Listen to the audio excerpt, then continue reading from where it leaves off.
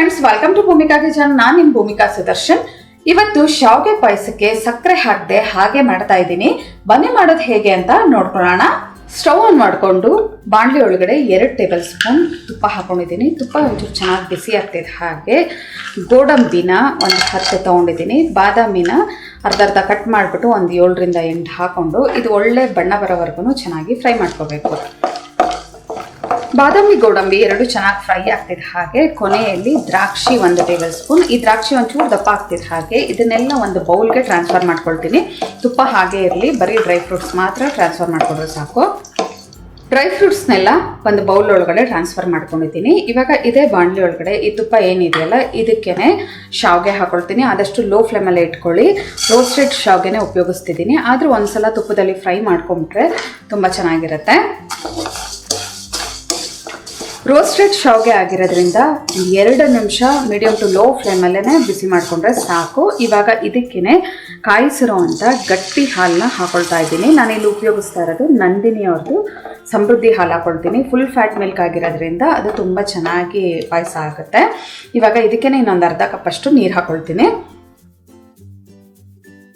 ಒಂದ್ಸಲ ಎಲ್ಲ ಚೆನ್ನಾಗಿ ಮಿಕ್ಸ್ ಮಾಡಿಕೊಂಡು ಇವಾಗ ಹೈ ಫ್ಲೇಮಲ್ಲೇ ಇದನ್ನು ಕುದಿಯೋದಕ್ಕೆ ಬಿಡ್ತೀನಿ. ಒಂದ್ಸಲ ಕುದಿ ಬರ್ತಿದ್ದ ಹಾಗೆ ಲೋ ಫ್ಲೇಮ್ ಮಾಡಿಕೊಂಡು ಲಿಡ್ ಕ್ಲೋಸ್ ಮಾಡ್ಕೊಂಡು ಬೇಯಿಸ್ಕೋಬೇಕು.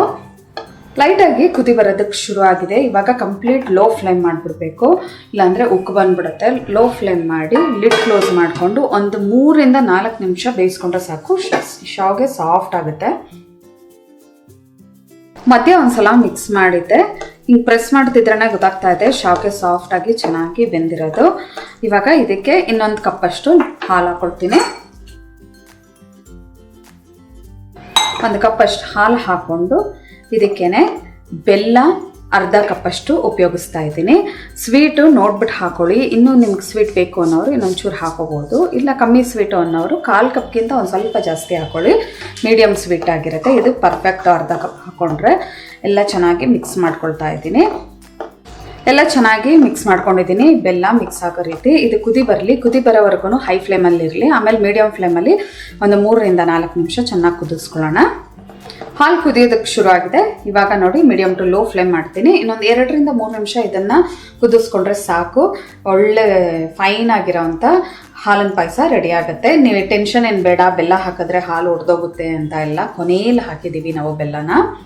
ಎಲ್ಲ ಪರ್ಫೆಕ್ಟಾಗಿ ಆಗಿದೆ. ನೋಡಿ, ದ್ರಾಕ್ಷಿ ಗೋಡಂಬಿ ಹಾಕಬೇಕಾದ್ರೆ ಕ್ಲಿಪ್ಪಿಂಗು ಮಿಸ್ ಆಯಿತು. ಅದಕ್ಕೆ ಪುನಃ ಇನ್ನೊಂದ್ಸಲ ತೋರಿಸ್ತಾ ಇದ್ದೀನಿ. ಕೊನೆಯಲ್ಲಿ ಒಂದು 1/4 ಟೀ ಸ್ಪೂನ್ ಏಲಕ್ಕಿ ಪುಡಿ, ನಾವು ಫ್ರೈ ಮಾಡಿ ಇಟ್ಕೊಂಡಿರೋವಂಥ ದ್ರಾಕ್ಷಿ ಗೋಡಂಬಿ ಹಾಕಿ ಎಲ್ಲ ಒಂದ್ಸಲ ಈ ಥರ ಚೆನ್ನಾಗಿ ಮಿಕ್ಸ್ ಮಾಡಿಕೊಂಡು ಸ್ಟವ್ ಆಫ್ ಮಾಡಿಬಿಟ್ಟು ಲಿಡ್ ಕ್ಲೋಸ್ ಮಾಡೋಣ.